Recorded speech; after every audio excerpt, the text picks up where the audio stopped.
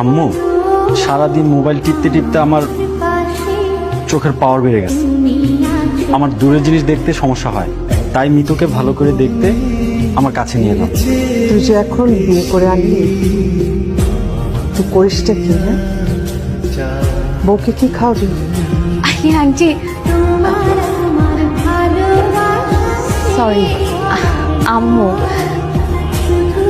আমি তো বেশি খাই না, ডায়েটে আছি। আপনি আপনি আমাকে ভরসা করে 2 বছর আমাকে খাওয়ান, তারপর আমি একটা চাকরি বাকরি করে ওর দায়িত্বটাও নিয়ে নেব।